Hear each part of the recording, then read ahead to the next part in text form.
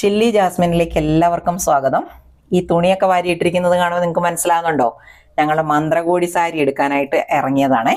അപ്പം ഇതിനു മുന്നേ ഞാൻ ഉടുത്തിറങ്ങുന്ന കല്യാണത്തിന് നമ്മൾ ഉടുക്കുന്ന സാരി എവിടുന്നാണ് എടുത്തതെന്നും ഒക്കെ കാണിച്ചു തന്നിട്ടുണ്ടായിരുന്നു.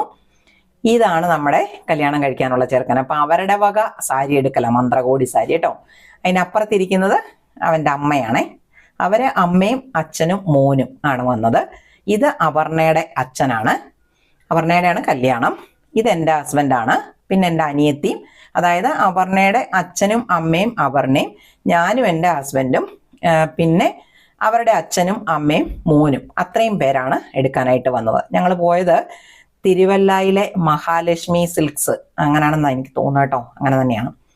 അവിടാണ് പോയത്. അപ്പം ഓരോരോ സാരികൾ എടുത്തിട്ട് നമ്മൾ ഉടുത്തു നോക്കുവാണേ. ആദ്യം നമ്മൾ ചെല്ലുന്നതിന് മുന്നേ തന്നെ ചെറുക്കൻ്റെ ആൾക്കാർ വന്നിട്ടുണ്ടായിരുന്നു. അവർ കുറച്ച് സാരി എടുത്തു വെച്ചിട്ടുണ്ടായിരുന്നു.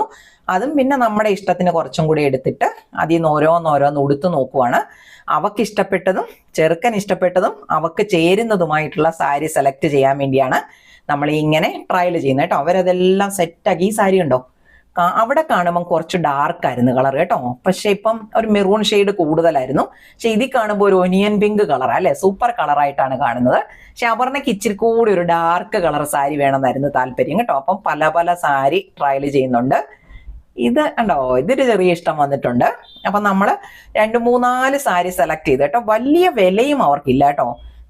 ഞങ്ങൾ ഉടുക്കുന്ന ഇവിടെ നമ്മൾ അവർക്ക് ഉടുക്കാൻ വേണ്ടി എടുത്തത് ജയലക്ഷ്മി എറണാകുളത്ത് പോയിട്ടാണ്. പക്ഷെ അതിനേക്കാൾ കൂടുതൽ എനിക്ക് സെലക്ഷനും തോന്നി, വിലയും കുറവായിട്ടാണ് എനിക്ക് തോന്നിയത്.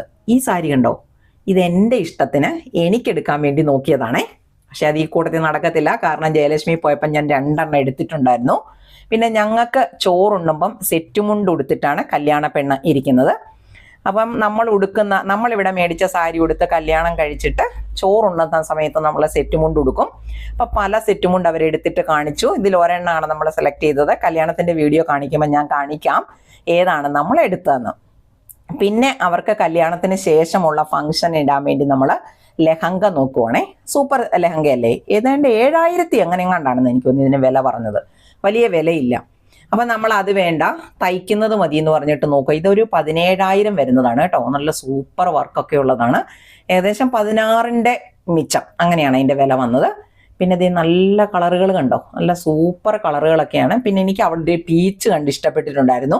പക്ഷേ കല്യാണത്തിന് സാധനം എടുക്കുമ്പോൾ എപ്പോഴും ചെറുക്കനും പെണ്ണിനും ആണല്ലോ പ്രാധാന്യം. അവരിഷ്ടമുള്ളത് സെലക്ട് ചെയ്യട്ടെ.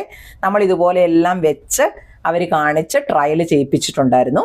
എന്നിട്ട് ഇനി ബില്ലിംഗ് ആണ്. ഇനി അധികം സാധനം എടുത്തില്ല, പെണ്ണിനുള്ള സാധനം മാത്രമാണ് അവരെടുത്തത്. ബാക്കി എല്ലാവർക്കും ഉള്ള സാധനങ്ങളൊക്കെ അവർ നേരത്തെ തന്നെ എടുത്തിട്ടുണ്ടായിരുന്നു. അപ്പം ഞാൻ ഈ ലെഹങ്കകളൊക്കെ ഒന്ന് പോയി കാണുമായിരുന്നു കേട്ടോ. ഈ 3 ലെഹങ്കകളിൽ നിങ്ങൾക്ക് ഏതാണ് ഇഷ്ടപ്പെട്ടതെന്ന് കമൻ്റ് ഇടാൻ മറന്നു പോകരുതേ. അങ്ങനെ നമ്മൾ ലെഹങ്കയൊക്കെ വാങ്ങിച്ച് ബില്ലിങ്ങിന് പോയി നിന്ന സമയത്ത് നമ്മുടെ വീട്ടിൽ നിന്ന് അപർണയ്ക്ക് 2-3 ചുരിദാറും കൂടി എടുത്തു. ഇനിയിപ്പോൾ അവിടേക്ക് പോകുമ്പം വേണമല്ലോ. അപ്പം സാരിയും ചുരിദാറും ലെഹങ്കയും ഒക്കെ എടുത്തിട്ട് നമ്മളമ്മ എന്ന പേരുള്ള തിരുവല്ലയിലെ ഹോട്ടലിൽ പോയി ഫുഡൊക്കെ കഴിച്ചിട്ട് എല്ലാവരും കൂടെ നിന്നിട്ട് ഒരു സെൽഫി എടുക്കുവാണേ. ഞങ്ങളുടെ ചെറുക്കനാണ് ഞങ്ങൾക്ക് സെൽഫി എടുത്തു തരുന്നത്. ഫുഡൊക്കെ കഴിച്ചിറങ്ങിയിട്ട് ഞങ്ങൾ എല്ലാവരും കൂടെ സെൽഫി എടുത്തതിന് ശേഷം ഞങ്ങളുടെ വീട്ടിലേക്കും അവരവരുടെ വീട്ടിലേക്കും ഇറങ്ങി. ഇനി നമുക്ക് കല്യാണത്തിൻ്റെ വീഡിയോ കാണാം.